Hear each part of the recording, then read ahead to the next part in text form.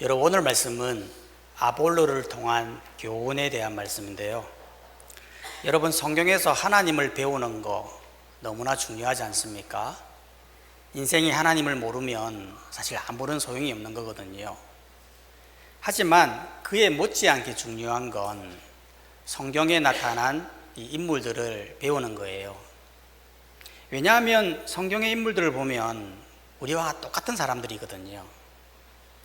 그들도 뭐 특별한 사람이라서 성경에 기록된 게 아니라 그들도 우리와 같이 삶의 현장 속에서 고민하고 믿음을 지키기 위해서 치열하게 싸웠던 그 삶의 지혜와 교훈들이 성경에 담겨져 있기 때문에 우리는 성경 인물들을 배워야 하는 거예요. 오늘 본문에 나타난 이 아볼로도 마찬가지거든요. 여러분, 아볼로는 어떤 사람이냐면 24절 말씀해 보니까 이렇게 말하고 있어요. 아볼로에 대해서 몇 가지 특징적인 걸 말하고 있는데, 먼저는 그가 24절에 보면 알렉산드리아에서 난 아볼로라고 하는 유대인이라는 거예요. 여기서 벌써 그가 어떤 사람인가를 암시하고 있어요. 즉, 알렉산드리아에서 난 유대인이라는 거죠. 알렉산드리아는 어떤 곳이냐면 지금의 이집트 지역인데요. 당시 알렉산드리아는 로마 다음으로 큰 도시였거든요. 당시 알렉산드리아는 그리스 문화, 즉 헬라 문화가 굉장히 발달한 그런 도시였어요. 헬라 문화가 어떤 문화입니까? 헬라는 철학이 굉장히 발달한 문화죠. 여러분이 잘 아는 소크라테스, 플라톤, 아리스토텔레스, 뭐 이런 사람들이 인간의 존재, 정치, 자연에 대해서 깊은 탐구를 가지고 하면서 서양 철학의 기초를 놓았던 거예요. 뿐만 아니라 헬라 문화는 민주주의의 발상지이고 과학과 수학의 기초를 놓은 바로 그 도시가 바로 알렉산드리아라는 거예요. 여기에서 이 아볼라는 당시의 최고의 문화인 이 헬라 문화를 교육받았던 거죠. 뿐만 아니라 그가 유대인이다라는 말은 당시 헬라 문화와 쌍벽을 이루었던 히브리 문화를 섭렵했다라는 말이에요. 히브리 문화는 유대인의 전통과 율법을 굉장히 중시 여기면서 많은 사람들의 영향을 미쳤는데요. 즉 아볼로는 당시 두 문화, 헬라 문화와 히브리 문화를 동시에 교육을 받은 엘리트였다라는 그 말이죠. 뿐만 아니라 아볼로는 어떤 사람이냐면 24절을 다시 한번 봐보면 이 사람은 언변이 좋고 성경에 능통한 자라. 언변이 좋았다라고 하는 것은 단순히 뭐 스피치가 좋았다 그런 의미를 뛰어넘어서서 말이나 언어를 잘 다루는 능력이 있었다라는 의미예요. 여러분, 실제로 언어적 능력이 굉장히 중요하잖아요. 예전에는요, 글을 잘 쓰면 그 사람이 능력이 있다 그렇게 했어요. 그래서 책을 잘 내면 저 사람 참 말을 잘한다 그렇게 표현했거든요. 근데 지금은 자기 생각을 굉장히 조리 있게 논리적으로 설명하는 사람이 참 잘하는 거예요. 실제로 어떤 사람은 말을 하는데 자기 생각을 굉장히 조리 있게 논리 있게 설명을 하잖아요. 그러면 그 사람의 말을 들으면 충분히 이해가 되고 공감이 된다는 거예요. 실제로 우리가 국회의원을 뽑을 때 보면요, 어떤 사람을 뽑습니까? 뭐 그 사람의 스펙, 경험 뭐 이런 것들도 중시하지만 그래도 뽑을 때 보면 그 사람이 말을 어떻게 하느냐, 얼마나 조리 있게 논리적으로 잘 설명하느냐, 그거를 먼저 보더라는 거예요. 예전에 제가 한번 TV를 보다가 설민석 씨라는 강사가 있는데 이분이 역사 강의를 하더라고요. 사실 저는 역사 강의를 별로 안 좋아해요. 왜냐하면 이해도 잘 안 되고 그리고 들어도 금방 까먹기 때문에 별로 안 좋아하는데 그냥 우연히 그 사람 역사 강의를 듣는데 너무 재밌는 거예요. 강의를 하는데 어떻게 그렇게 딱딱딱 이야기를, 핵심만 이야기를 하는지 귀에 쏙쏙쏙 들어오는 거예요. 제가 그 강의를 너무 몰입해가지고 듣다가 갑자기 화가 나기 시작하는 거예요. 왜 이렇게 말을 잘하는 거야? 나보다 말을 너무 잘하는 거야. 하면서 막 너무 화가 나가지고 막 TV를 꺼버렸어요. 아볼로가 언변이 좋았다고 하는 것은 당시에 헬라 철학과 웅변술, 수사학 이런 부분에 대해 굉장히 섭렵했다라는 것을 의미하는 거예요. 뿐만 아니라 그는 성경에도 능통했다는 거예요. 여러분, 이 부분이 참 대단한 게 뭐냐면, 어떤 분은 세상 학문적으로는 굉장히 뛰어난데 성경에 대해서는 잘 모르시는 분 있잖아요. 또한 어떤 분은 성경에는 굉장히 능통한데 세상 학문에 대해서는 별로 중요하게 생각하지 않는 사람이 있더라는 거예요. 그런데 아볼로는 세상 문화도 중요하게 생각하면서 배우고 성경도 중요하게 생각하면서 배우는 균형 잡힌 사람이었다는 거예요. 이게 우리가 참으로 배워야 될 부분이라는 거죠. 즉, 세상과 신앙이 균형 잡힌 그리스도인. 그리스도인이라는 건 성경만 아는 사람이 아니에요. 그리스도인들은요, 세상을 알아야 되거든요.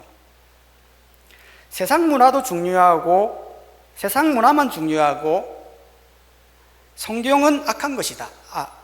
세상 문화는 중요하고 성경 문화는 중요하고 세상 문화는 악한 것이다. 그렇게 보면 안 되고요.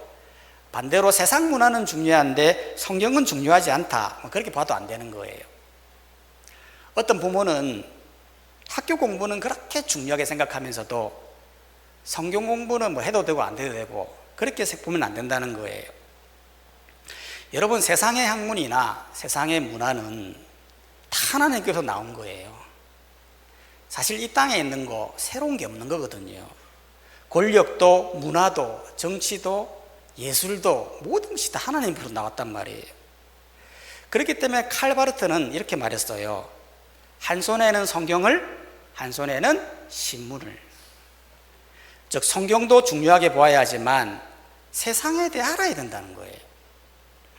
실제로 우리가 살아가는 세상에서 빛으로 소금으로 살기 위해서는 세상이 어떠한가를 정확하게 알고 그 세상 속에서 빛으로 소금으로 살아갈 수 있는 지혜를 발견하고 그렇게 세상의 이치와 가치를 깨달아 복음적으로 살아내는 균형 잡힌 그리스도인이 되어야 된다는 거예요. 두 번째로 아볼로를 통해서 배울 수 있는 교훈은 뭐냐면 그는 행동하는 지성인이었다는 거예요. 25절은 말하지 않습니까? 그가 일찍이 주의 도를 배워 열심으로 예수에 관한 것을 자세히 말하며 가르치나. 즉, 아볼로는 언변도 뛰어나고 성경에 능통할 뿐만 아니라 그는 실제로 행동하는 지성인이었다는 거죠. 즉, 주의 도를, 즉 예수님의 도를 일찍이 배워가지고 실제로 밖으로 나아가 그 예수님을 전파하고 말하는, 가르치는 그 일을 했다라는 겁니다. 여러분, 이게 쉬운 일이 아니잖아요. 왜냐하면 여러분, 사람들이 많이 안다고 해서 행동하는 건가요? 여러분, 많이 아는 사람은 행동도 잘하는 건가요? 아니거든요. 오히려 너무 많이 아니까 이렇게 해야 될 것 같고 저렇게 해야 될 것 같아서 오히려 행동을 못 하거든요. 그래서 지성이나 행동의 부분에 있어서 그림으로 나타난 예가 있어요. 어떤 예냐면, 예를 들면 이런 거예요. 어떤 분은 머리가 너무 큰 거예요. 지식이 너무 가득한 거죠. 근데 몸은 너무 작은 거예요. 그러다 보니 이 사람은 세상의 모든 이치를 다 알아요. 그래서 우리 한번 이거 그대로 한번 해보자 라고 하면 응, 알아. 그래, 나도 할 수 있어 하는데 몸이 너무 작다 보니까 조금만 가다가 머리 때문에 넘어지는 거예요. 이렇게 가다가 넘어지고 저렇게 가다가 넘어지고 행동을 못 하더라는 거예요. 또 어떤 분은 머리는 조그만한데 몸은 너무 큰 거야. 즉, 아는 지식은 없어요. 그런데 행동은 너무 잘하는 거죠. 그래서 우리 행동하자 그러면 벌써 그 사람은 그 가서 행동하고 있는 거예요. 즉, 목적과 해야 할 이유와 이런 거 상관없이 무작정 뛰어다닌다는 거예요. 여러분, 아볼로가 이렇게 주의 도를 전파하고 가르치는 일, 이게 쉽지가 않잖아요. 왜냐하면 그는 유대인이거든요. 여러분, 유대인들은 어떤 사람들입니까? 유대인들은요, 유대 전통 속에 살아가는 사람들이에요. 즉, 아브라함의 자손으로서 자기들만 구원받는, 예수님을 부인하는 그런 자들이 유대인들이거든요. 그런데도 아볼로는 일찍이 주의 도, 예수의 도를 배워서 예수님을 전파했다고 하는 것은, 그는 지성과 행동이 굉장히 균형 잡힌 그런 사람이라는 걸 보여주는 거예요. 이것은 우리도 마찬가지입니다. 여러분, 우리가 세상을 알고 복음을 알고 하나님의 뜻을 안다면 행동해야 되는 거예요. 말로는 하나님 뜻대로 살아야 된다, 나 안다, 성경도 다 알고 내가 세상의 이치도 다 안다 라고 하면서 행동하지 않는다면 무슨 의미가 있겠냐라는 거예요. 우리는 지성과 정확한 행동으로 삶으로 살아내는 우리의 모습이 있어야 된다는 거죠. 여러분, 정확하게 안다고 하는 것, 이게 굉장히 중요한 거예요. 아볼로를 보면요, 그는 행동하는 지성인이었잖아요. 그런데 그에게는 한 가지 부족한 게 있었어요. 그게 뭐였냐면 25절을 다시 한번 봐보면 25절에 보면 그가 일찍이 주의 도를 배워 열심으로 예수에 가는 것을 자세히 말하며 가르치나 요한의 세례만 알따름이라. 즉, 그는 행동하는 지성인이었지만 한 가지 부족한 것이 요한의 세례만 알았다는 거예요. 이게 왜 문제냐면 요한의 세례만을 알았다라고 하는 것은 예수님의 불세례, 예수님의 이 성령의 세례를 몰랐다는 의미죠. 아니, 예수님의 세례와 요한의 세례가 뭐가 다른 겁니까? 여러분, 요한의 세례는 말 그대로 물세례예요. 물세례는 주로 회개와 용서를 의미하는 거거든요. 즉, 요한은 사람들에게 외쳤잖아요. 자신의 죄를 회개하고 하나님께 돌아오도록. 실제로 사람들이 자기의 죄를 깨닫고 하나님께 돌아와 하나님께 자녀가 되는 것, 이게 사실 너무 중요하거든요. 요한의 세례가 너무너무 중요해요. 하지만 예수님의 불세례는 다른 거예요. 여러분, 예수님의 불세례는 뭐냐면 성령이 임하시는 세례예요. 즉, 성령이 우리 안에 임재하셔서 성령이 역사하고 성령이 움직이는, 그게 바로 예수님의 불세례, 성령의 세례인 거죠. 실제로 우리도 마찬가지거든요. 여러분, 우리가 죄를 깨달아 하나님을 믿고 하나님의 자녀되는 것 너무나 중요하잖아요. 그런데 그걸로 끝나는 게 아니라는 거예요. 그거는 요한의 세례에 불과한 거예요. 실제의 세례는 성령이 내 안에 임재하셔서 성령의 세례를 받고 성령의 임재하심을 통하여 성령으로 인하여 내가 새로운 삶을 살아가는 것, 그게 실제의 예수님이 부여하시는 불세례인 거예요. 실제로 제자들을 한번 봐보세요. 여러분, 제자들은요, 예수님을 무려 3년 동안 동과동락하면서 따라다녔어요. 여러분, 예수님은 하나님 아닙니까? 그 하나님을 직접 몸소 체험하고 같이 먹고 같이 자면서 하나님의 말씀을 들었던 사람이에요. 그런 사람들이 결정적일 때 하나님을 버려버리고 도망가잖아요. 그랬던 제자들이 성령이 오니까, 성령의 세례를 받으니까 어떻게 되었습니까? 목숨 걸고 하나님의 뜻을 따라 삶으로 실제로 행동하며 살아내더라는 겁니다. 우리도 마찬가지라는 것이죠. 내가 하나님을 믿고 하나님의 자녀가 되는 것 너무 중요해요. 하지만 그것보다 더 중요한 건 성령이 내 안에서 역사하도록, 성령이 나를 이끌어가는 삶이 되어지도록, 내 삶 속에 하나님이 역사하도록 살아내는 그 삶이 더 중요하다는 거예요. 많은 사람들이 교회에 와서 등록을 하고 세례를 받고 봉사를 하고 하면서 하는 말은 내가 다 해봤는데 별거 없더라, 그렇게 말하더라는 거예요. 그건 물세례를 받았기 때문에 그런 거예요. 성령의 세례는 내 내면 속에 역사하는 세례예요. 내 내면 속에 역사하는 그 성령이 인도하신 대로 삶을 살면 신자는 성령의 역사가 없이는 삶의 변화가 일어나지 않는다는 거예요. 성령의 세례를 받지 않으면 교회를 다녀도 기쁨이 없어요.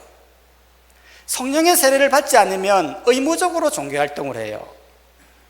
교회를 안 가려니 마음이 찝찝해서 교회는 오기는 오는데 기쁨이 없는 형식적인 그런 종교인에 불과한 그런 신앙인이 된다는 거예요. 하지만 성령이 내 안에 역사하고 성령의 세례를 받으면 어떻게 됩니까? 하나하나가 기쁨이 되는 거예요. 성령이 인도하시는 길 속에 그 기쁨을 발견하고 삶으로 살아내면서 하나님이 주시는 그 은혜와 축복을 받으며 말할 수 없는 감동과 기쁨으로 신앙생활을 하게 된다는 거예요. 아볼로도 마찬가지였죠. 여러분, 아볼로는 요한의 세례밖에 몰랐지만 그는 행동하는 지성인이었어요. 그런데 딱 그까지였어요. 그런데 그가 결정적으로 바뀌게 된 계기가 무엇입니까? 26절에 보면 브루스길라와 아굴라를 만나면서부터였어요. 26절에 보면 그가 회당에서 담대히 말하기 시작하거늘 브루스길라와 아굴라가 듣고 데려다가 하나님의 도를 더 정확하게 풀어 이르더라. 즉 부부인 브루스길라와 아굴라가 아볼로의 가르침을 듣고 보니 요한의 세례만 가르치는 걸 보면서 더 정확하게 가르쳐 주기 위해서 하나님의 도, 즉 성령의 세례에 대해 정확하게 풀어서 설명을 했던 겁니다. 그러니까 그 성령의 세례를 받고 그는 한순간에 변하게 되죠. 실제로 27절에 보면 아볼로가 아가야로 건너가고자 했지 않습니까? 아가야가 어떤 곳입니까? 아가야는 당시 로마 제국에서 한 주를 차지하는 지역이에요. 아가야의 주에서 가장 중요한 도시가 고린도거든요. 바로 이 고린도에 가려고 했다라는 겁니다. 왜 고린도로 가라고 했습니까? 그곳에는 바울이 개척한 고린도 교회가 있었거든요. 즉 그곳에 가서 고린도 교회를 맡아 사역을 감당했던 거예요. 그런데 사역을 얼마나 잘 감당했던지 고린도 교회들이 바울과 아볼로를 비교를 하면서 정말 탁월한 사역자다라고 하면서 칭찬하고 실제로 아볼로파가 생겨날 정도로 엄청난 영향력을 미쳤던 거예요. 바울도 이거를 인정했어요. 고린도전서 3장 6절에 보면 이렇게 말해요. 나는 심었고 아볼로는 물을 주었으되 오직 하나님께서 자라나게 하셨나니. 즉 바울은 교회를 설립하고 아볼로는 그들을 양육하는 그런 영향력 있는 사람이었다는 거예요. 그렇기 때문에 나중에 뒤에 가보면 말씀을 따라 예수를 증거하는데 담대히 증거하는, 목숨 걸고 증거하는 그런 아볼로의 모습을 보게 된다는 거예요. 우리도 마찬가지예요. 여러분, 바울이 이렇게, 아볼로가 이렇게 큰 영향력으로 살아갈 수 있었던 이유는 바로 이 성령의 세례를 통해 하나님의 도에 정확하게 알고 성령의 세례를 통해 이러한 영향력으로 살아갈 수 있었던 것처럼 우리도 마찬가지라는 거예요. 여러분, 신앙생활이 무료하십니까? 재미가 없으십니까? 억지로 신앙생활 합니까? 부모님 때문에 교회 나옵니까? 그러지 마십시오. 그러지 마시고 성령 하나님께 나아가십시오. 성령이 내게 강하게 임하여 성령이 일하시도록, 성령의 능력으로 나아갈 수 있도록 성령의 하나님을 초청하십시오. 그러면 성령 하나님께서 우리와 함께 하시면서 말할 수 없는 기쁨과 능력과 참으로 말할 수 없는 은혜를 더하여 주실 것입니다. 세 번째로 아볼로를 통해 주는 교훈은 뭐냐면 유익을 끼치는 사람이 되라는 거예요. 실제로 여러분 27절에 보면 아볼로가 하나님의 도를 정확하게 풀어 결국 아가야로 가려고 했지 않습니까? 이런 아볼로에 대해서 성경은 뭐라고 평가를 하느냐 하면 27절 하반절이 말하죠. 믿은 자에게 많은 유익을 주는 그런 사람으로 평가하고 있다는 거예요. 많은 믿는 사람에게 유익을 주었던 그 계기가 뭐죠? 바로 브루스길라와 아굴라의 헌신 때문에 그렇다는 거예요. 여러분, 만약 브루스길라와 아굴라가요 아볼로가 회당에서 말씀 전하고 있을 때 잘못 전하고 있음에도 불구하고 그냥 지나갔다면 아볼로는 아가야로 갈 생각도 안 했을 것이고 믿는 자에게 많은 유익을 끼치는 그런 사람도 되지 못했을 거라는 거예요. 이 브루스길라와 아굴라도 마찬가지거든요. 여러분, 이 브루스길라와 아굴라가 어떤 사람들이냐면 부부거든요. 이 부부는 유대인들로서 텐트를 제작하는 천막 제조업자예요. 당시 천막은 널리 사용되어지는 텐트인데 특히 로마 군대에서 굉장히 많이 사용했기 때문에 천막 제조하는 기술만 가지고 있으면 생계에 지장이 없을 정도로 중요한 직업이었어요. 그런데 이 사람들은 원래는 이탈리아에 살고 있었는데요, 클라우디우스 황제의 유대인 추방령으로 인해 고린도로 이주하게 되었는데 고린도에 가보니 바울을 만나게 된 거죠. 바울 또한도 천막을 제조하는 직업을 가지고 있기 때문에 그들은 자연스럽게 교제를 하게 된 거예요. 그러면서 바울이 전하는 그 주에도 예수 그리스도의 복음을 전해 듣고 깨달아 브리스길라와 아굴라는 바울과 함께 에베소서에 가서 교회를 세우는 일을 감당했던 거예요. 무슨 말이냐면 바울이 브리스길라와 아굴라에게 선한 영향력을 미쳐서 유익이 되게 하니까 브리스길라 아굴라도 아볼로에게 유익을 끼치는 사람이 되었고 아볼로 또한 믿는 사람에게 많은 유익을 끼치는 사람이 되었다는 거예요. 여러분, 브리스길라와 아굴라가요 아볼로에게 하나님의 도를 가르쳐 준다는 게 쉬운 일이 아니잖아요.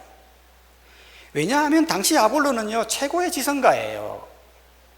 헬라 철학, 수사학, 웅변술에 능해서 언변이 좋고 성경에 농통한 그런 자란 말이에요. 그런데 이 부부가, 배운 것도 없는 이 부부가, 천막 제조업자에 불과한 이 부부가 당신 지금 잘못 전하고 있으니 내게 와서 배워라, 내가 가르쳐 줄게 라고 하면 아볼로 입장에서 얼마나 자존심이 상하겠어요. 그럼에도 불구하고 브리스길라와 아굴라는 남에게 유익을 끼쳐야 된다는 그 생각이 하나님의 도를 가르쳤는데요, 하나님께서 놀랍게 역사하셔서 이 모든 것을 받아들이고 결국에는 많은 사람들에게 유익을 끼치는 그런 사람이 되더라는 것입니다. 즉 바울이 이 부부를 만나 신앙을 업그레이드 시키고 이 부부는 아볼로를 만나 신앙을 업그레이드 시키며 아볼로는 고린도 성도들을 업그레이드 시키는 그런 믿는 사람에게 유익이 되는 그런 사람들이 되더라는 것입니다. 이것은 우리도 마찬가지죠. 여러분, 우리가 예수를 믿고 구원받는 거 너무 중요하죠. 그런데 그것보다 더 중요한 건 나도 믿는 사람에게 유익을 끼칠 수 있는 그런 사람이 되어야 한다는 거예요. 교회 안에도 보면 어떤 사람은 선한 영향을 미치면서 유익을 끼치는 사람이 있고요, 어떤 사람은 오히려 믿는 사람에게 해가 되는 사람도 있어요. 어떤 분은 교회만 오면 자꾸 세상적인 이야기만, 드라마 이야기, 가십거리 뭐 이런 것만 이야기하는 사람들이 있어요. 예전에 제가 한번 사역지에서 장례식이 있어서 봉고를 타고 가는데 제가 운전해서 가고 있는데 바로 제 뒤편에서 두 명의 여집사님이 도깨비 드라마 이야기를 하고 있는 거예요. 도깨비 드라마 다 아시는 거예요. 한 분이 도깨비 드라마 너무 재밌더라, 꼭 봐라, 나도 봤다, 너무 재밌지. 그런데 도깨비 드라마 보다 보니까 전생이 있다고 하는데 진짜 전생이 있는 것 같더라, 그렇게 하는 거예요. 그러니까 진짜 전생이 있어? 목사님께 물어보자. 저한테 물어보는 거예요. 목사님, 전생이 있습니까? 제가 어이가 없어가지고 당연히 전생이 없죠, 그렇게 얘기하니까 자기도 알기는 아는데 드라마를 보니까 전생이 있는 것 같더라면서 그렇게 얘기하는 거예요. 그래서 제가 좀 충격을 받았죠. 야, 드라마라는 게 참 영향을 많이 미치는구나. 그래서 집에 들어왔는데 참 희한한 게 저희 와이프도 도깨비 드라마 보고 있는 거예요. 그래서 제가 당장에 아니 사모가 돼가지고 이런 드라마나 보고 좀 정신 좀 차려라, 그렇게 말하고 싶었는데 차마 그렇게는 말을 못하고 왜 이런 드라마를 보시느냐고, 이런 선한 영향력을, 악한 영향력을 미치는 드라마는 아니라고, 그만 보시라고 제가 그렇게 말했거든요. 여러분, 믿는 사람에게 선한 영향력을 미친다고 하는 것, 유익을 끼친다고 하는 것, 이 굉장히 중요한 거예요. 왜냐하면 신앙 공동체, 교회 공동체라는 건 서로 닮아가면서 서로 자라가기 때문에 그런 거예요. 실제로 교회 안에 믿는 사람들이 좋은 영향을 미치는 교회가요, 성도들로 같이 성장해요. 근데 악한 영향을 미치고 세상적인 영향을 미치면요, 세상적인 교회가 되는 거예요. 그렇기 때문에 신앙이 자랄 수 있도록 함께 성경을 읽고 서로 기도해주고 서로 삶을 나누고 격려하고 영적인 지지를 보내는 그런 공동체가 되어야 한다는 거예요. 오늘 이 말씀을 잘 기억하고 세상과 신앙의 균형 잡힌 그리스도인, 행동하는 지성인, 믿는 자에게 유익을 끼칠 수 있는 그런 사람이 되시기를 주의 이름으로 축원합니다. 다 함께 말씀을 생각하시면서 우리 한번 기도해 드리면 좋겠습니다.